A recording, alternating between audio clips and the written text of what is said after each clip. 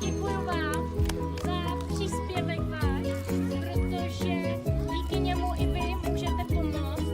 Ten příspěvek my zítra odvezeme do útulku Animal Rescue panu Vladimíru Keslovi, který zachraňuje psy z ulice a hledá jim nový domov.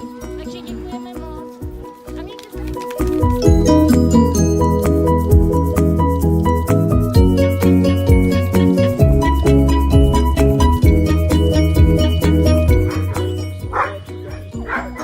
Pínka odchytává toulavého psa.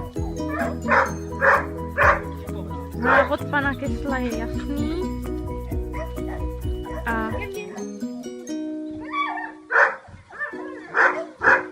A pozor, ano. Hotovo. Odborníci.